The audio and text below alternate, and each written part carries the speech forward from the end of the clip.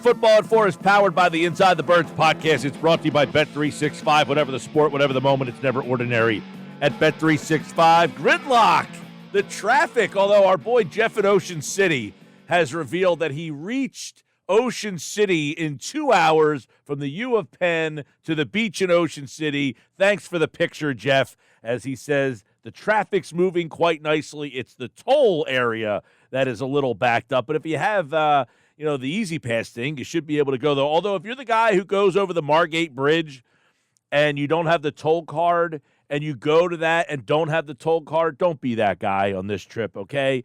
I got stuck behind that guy yesterday. He didn't have the bridge card. There's nobody to man the toll, so someone has to come from the thing. Come on, we got to keep the flow moving here. We got to keep the flow moving here, Geoff Mosher, and that includes the flow of football at 4 on the Wednesday before 4th of July. I don't like the 4th of July being on a Thursday. It sets up pretty poorly for us down here, where you have people coming Wednesday, staying Thursday, Friday, Saturday, and Sunday now. Don't be that guy, Geoff Mosher. It might be a little bit too late for that. But I wouldn't be that guy that you just described on the Margate Bridge. We use the Easy Pass. We're good. Well, you can't use the Easy Pass on the Margate Bridge. You got to get no, that's right. You got to get the bridge card, but they only have 2 lanes, and one of them is for people who just have the card. But right. It's like some people don't realize it, and then they go there, and there's nobody to man the booth, and then you're sitting there, and that really is. My buddy told me he waited 40 minutes to get over that bridge yesterday. 40. Yeah, that could drive me a little batty if I had to do that. I understand that. Yeah.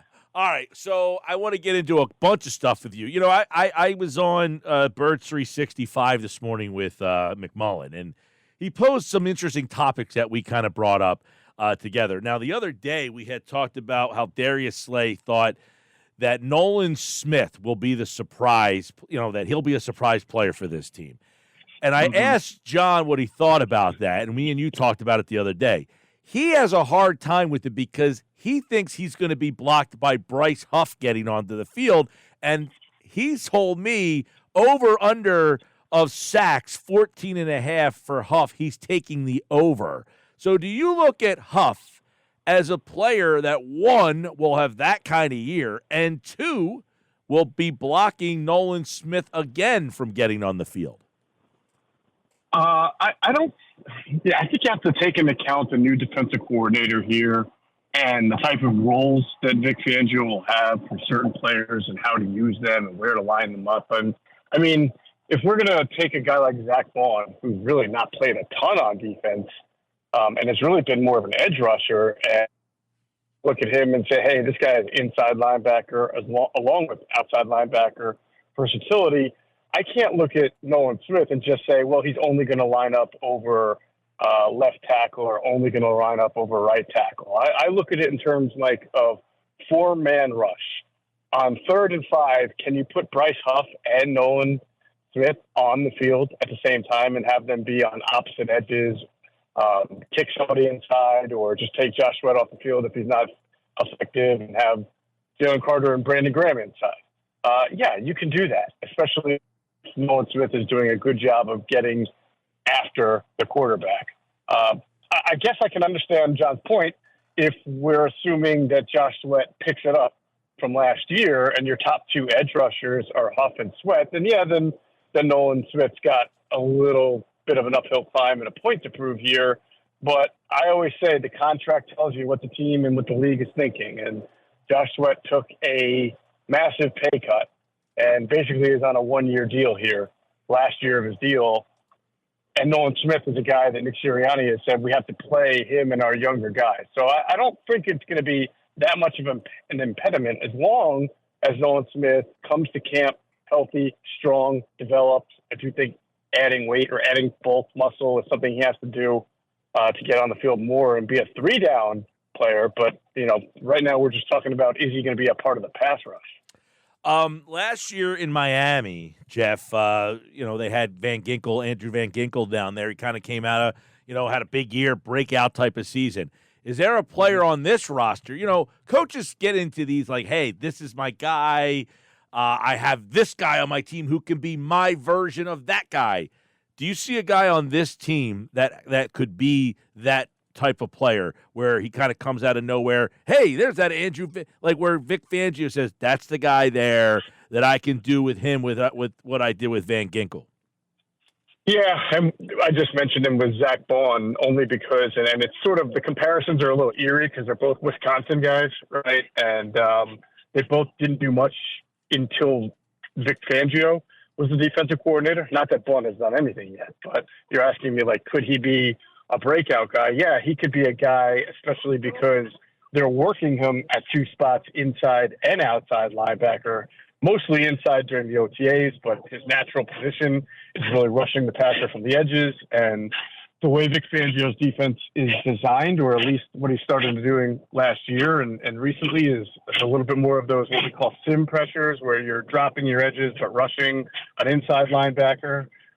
So you could see more blitzes from your inside linebackers this year. I say blitzes, it's really still just a four-man rush, but that it's kind of what the old zone blitz used to look like under Dick LeBeau with the Steelers, just a little bit different now. So he could be a guy. He could also be a guy who completely is just a special teamer because it didn't work out the way they saw it. Geoff Mosher, Football at 4 from the Inside the Birds podcast. Get the Inside the Birds podcast on all podcasting platforms.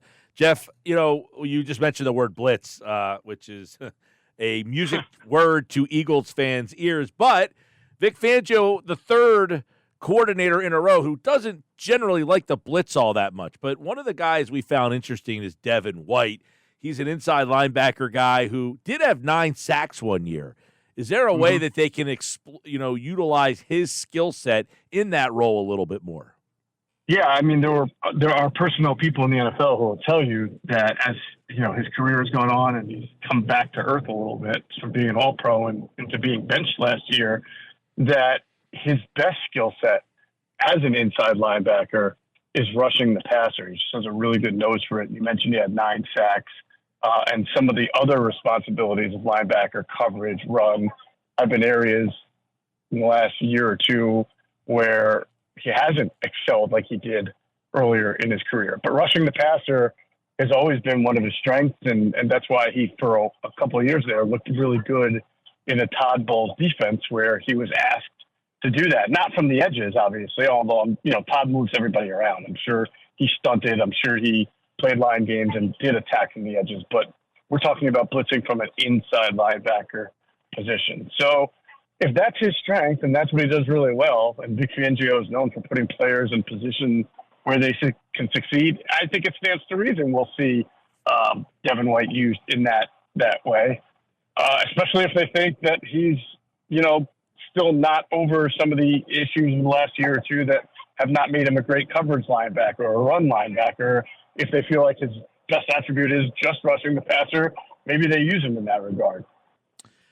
He's an, because I'll tell you, I don't know about you, but I enter with low expectations there. And, one of the things I think John brought up this morning to me, his PFF grades over the last 5 years, he's been like the 65th or lower rated linebacker out of 82 every year he's been in the league. And that includes when he's been an All-Pro. The one year he was, he had 9 sacks. And you can make an argument, Moshe, that Devin White on that Buccaneer defense that won the Super Bowl, he might have been the best player at times on the field for them.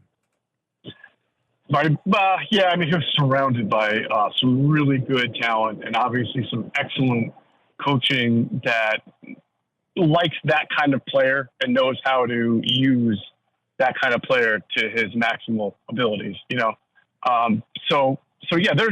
talent in there, Mike. I mean, there's ability, there's athleticism for sure. Yeah. But there's got to be discipline. There's got to be fundamentals. There's got to be technique. And that's big. So in order for those things I mentioned to be recognized, those last 4 things I mentioned have to be in place first. Yeah, and one of the things, too, going back to the Darius Slay thing, and we talked about this on Monday, I think, when you were on, that he talked about the lack of communication in the secondary from all the different safeties and all that. He mentioned that having Chauncey Gardner-Johnson back, that should really add another huge dimension to the secondary that was lacking last year. I think we take for granted sometimes that sometimes talent or lack thereof, but the communication thing, how big of a factor that could be, even if you have a really good player back there. 100% we take it for granted. Some people, it's often taken for granted. And I think last year was a perfect example of that. I think that people who follow the team were pretty excited about the idea of Reed Blankenship year 2 right next to Terrell Edmonds. And, that sounds like talent because you saw Reed play well. And that Terrell Edmonds was a first-round pick who started 5 straight years on the Steelers defense. But it wasn't. And we at Inside the Birds told people that this is not going to be a strong point, and in fact could be a real weakness to the point where Terrell Edmonds could be a detriment to the defense. And he was. He was a detriment. He didn't even start, if you remember, by the time the season opener came along. And then when he had to play, you could really see the exposure there. So C.J. Gardner-Johnson knows the defense, is a more natural fit for the scheme that Vic Fangio wants to play. He can rotate. He can play deep post. He can play inside. Now, he's not a great tackler. So at times we saw a couple of years ago in the run game, you can run, and if you get through him, you can get past him. But you'll take that for his ability to be a good traffic cop in the backfield and to also flip the field at any moment with an interception. Should be interesting to see how that secondary emerges. We've been talking a lot about that. Geoff Mosher, Football at 4 from the Inside the Birds podcast. By the way, the Jets 2 weeks away from opening up their training camp. And, of course, the Eagles are officially, 20 days away from opening, having their camp report as well. One thing I want to ask you about, I didn't get to see the Giants Hard Knocks last night. Did you watch any of it at all? Have you seen any of the clips? I know this is the annual question that you're asking me about if I saw this on Hard Knocks, and my annual reminder, I don't think I've watched Hard Knocks. No, well, come on. Whoa. No, this is a different Hard Knocks, though. I know, it's the off-season one. This is the off-season one. I mean, I haven't watched the old the older version, the training camp versions, but this one intrigues me a lot. But the Giants stuff is interesting. Have you been seeing the dynamics of the whole Saquon Barkley conversation between the GM and Mara, the owner? Like, that whole dynamic is pretty interesting to watch. And then the GM trying to stand up for Daniel Jones. I think I want to see it. I haven't seen it yet, but I have seen a lot of the clips. Yeah, you know what? I'm interested in seeing it. And because what you're talking about, I've only seen little snippets myself. I really should figure out what streaming service, what time, and what day the show comes on. It's on HBO. It's on HBO Max, which I do not have either. HBO Max. I think I might have that, so I might be able to look into that at some point. But I don't watch a whole lot of TV, Mike. So if I never catch it, that would be if you were doing like handicapping odds here, gambling odds. I would definitely be a minus 140 to never see it. Well, listen.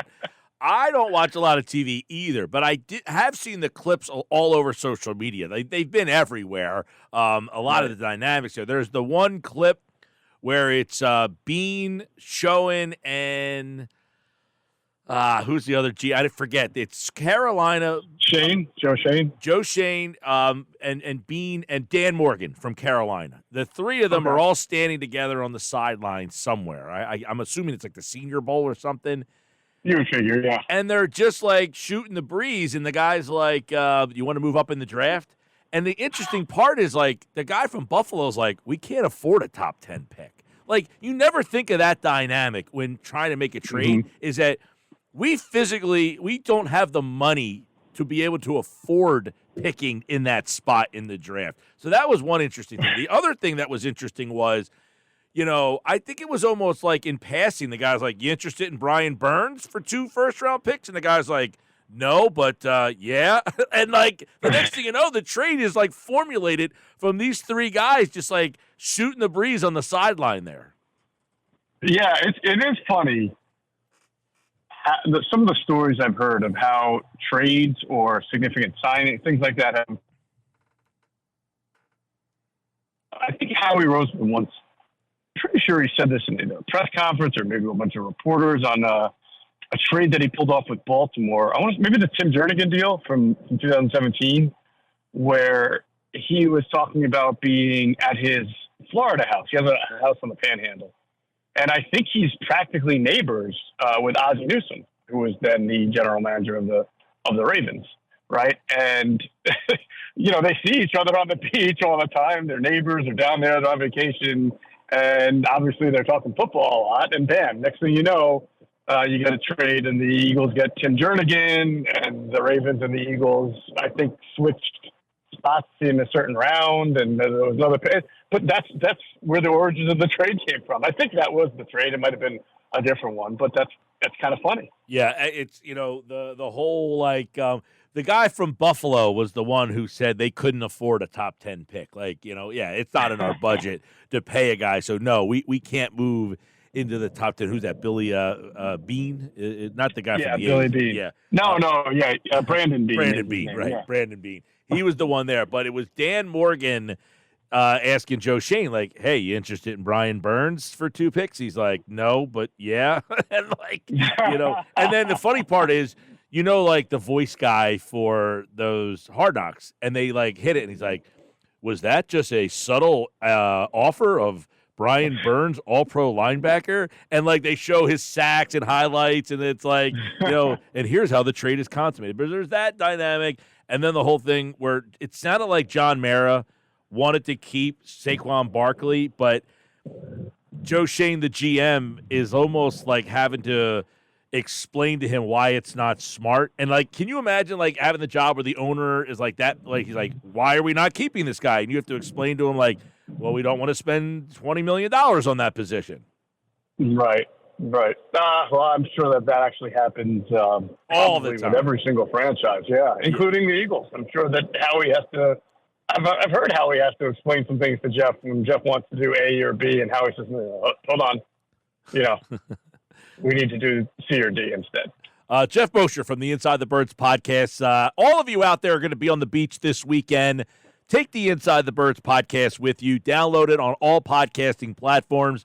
And you got your division previews. You guys are taking a look at the NFC East with Cosell. And, of course, that's always good stuff. Greg Cosell does a great job. So everybody out there listening, download the podcast. And, of course, check out their YouTube channel. Just search Inside the Birds. All right, Jeff, happy 4th, man. Happy 4th to you as well. Talk to you soon.